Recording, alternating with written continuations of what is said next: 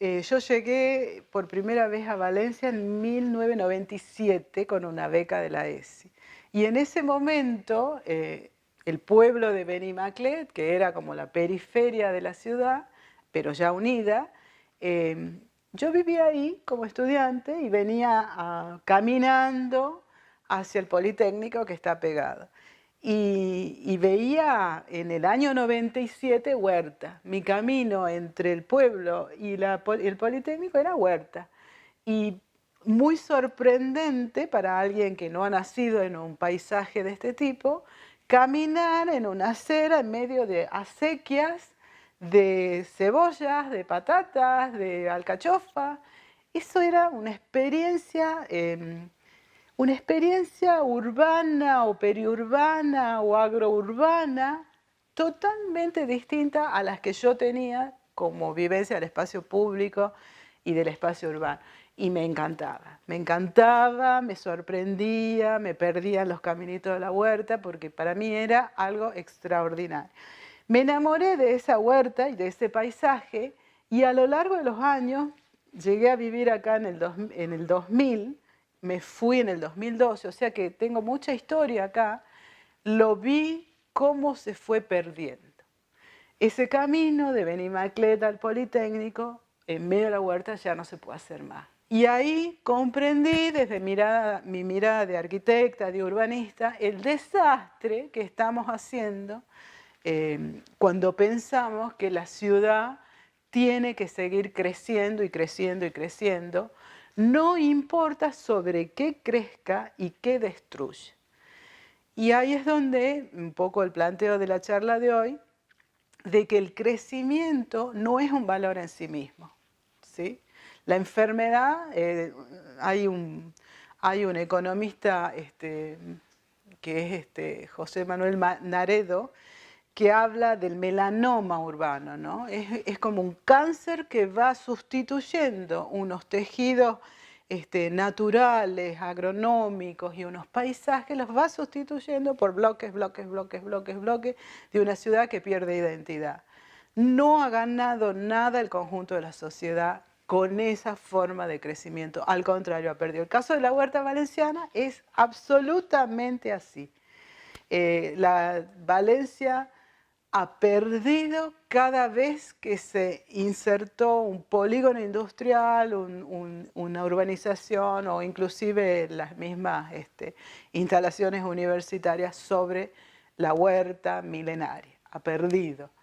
Y se lo ha vivido como una imagen de progreso. Entonces, ahí hay una distorsión que afortunadamente se ha detenido, ¿no? Ahora estamos en otra tendencia, por suerte, más sustentable, más respetuosa y más inteligente.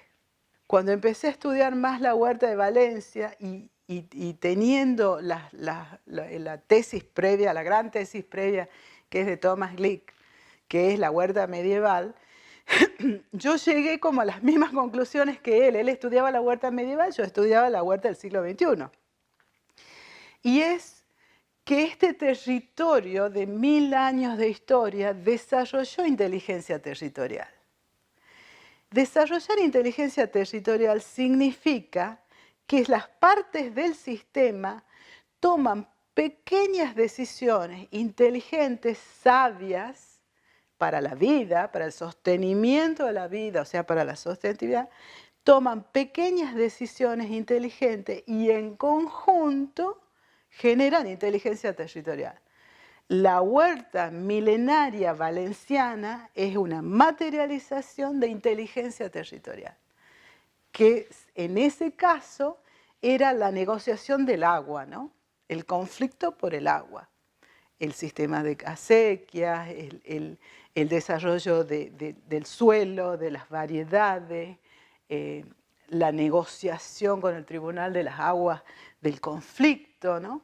Eso en conjunto, sin un plan previo, sin un emperador, un rey o un dios que defina, el conjunto de la sociedad desarrolló inteligencia territorial. 1000 años después, digamos, en el siglo XXI o en el siglo XX-XXI, en realidad desde el franquismo y el tardo franquismo, con todo este modelo desarrollista, empieza este modelo de urbanización extralimitada y se vuelve a reproducir, esa es mi lectura, esa inteligencia territorial, ¿no? Esta vez ya no negociando por el agua, sino defendiendo la albufera, oponiéndose a que se hagan autopistas al lado del río, defendiendo a los pueblos de pescadores en la Malvarrosa, defendiendo, bueno, todos los casos en los cuales la sociedad salía a decir, yo no quiero este modelo. Yo no quiero porque no me hace bien, porque no es mi cultura, porque no es mi paisaje y porque no nos lleva a buen camino.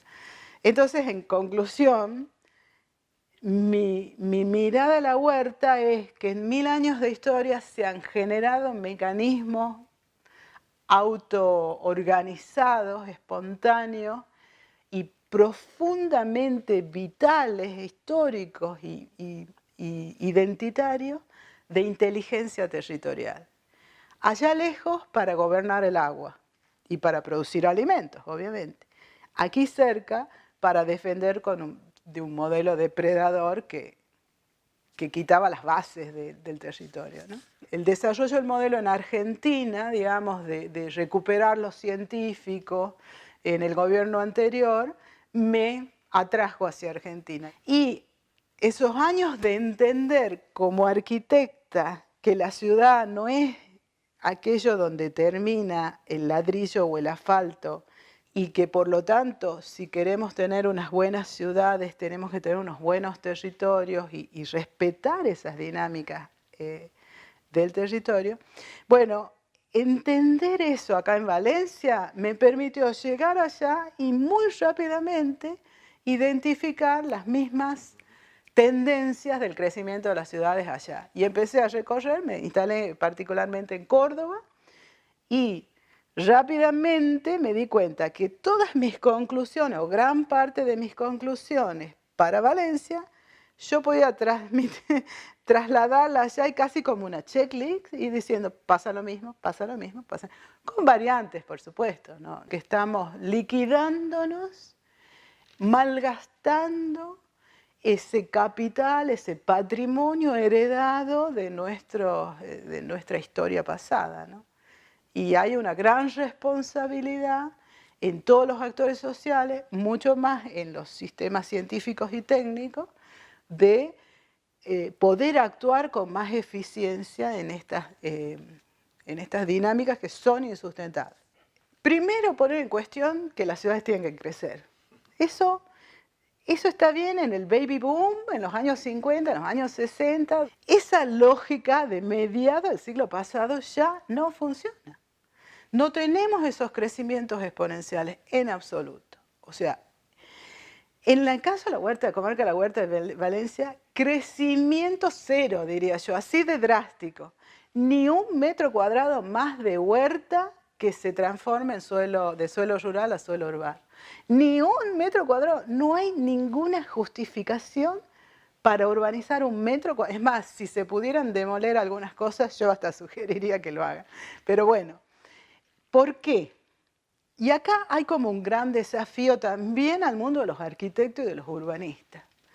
Y por supuesto a las administraciones. En ese momento la ciudad de Valencia, solo la ciudad de Valencia, creo que tenía en el orden de los 65.000 viviendas vacías. y la totalidad de la comunidad valenciana y la totalidad del Estado español tenía muchísimas viviendas vacías y seguía construyendo. Seguía planeando. Entonces, cero crecimiento, cero transformación de suelo rural a suelo urbano. En el caso de España ya se han extralimitado por varias décadas. Entonces, ese es por un lado. No hay necesidad, ya han construido más de lo que debieran, y por otro lado, no hay justificación para eso.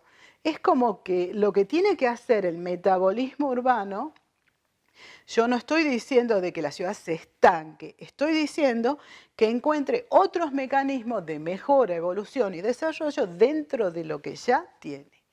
Por ejemplo, la puesta en el mercado de las viviendas vacías, la refuncionalización de los barrios, la microdensificación de lo que ya está construido. En el año 2015, otra buena noticia, hay muchas malas noticias en el mundo, pero esta es buena. Se reúnen en Milán 130 y pico alcaldes de distintas partes del mundo, de varios países, y firman un pacto por la alimentación sostenible.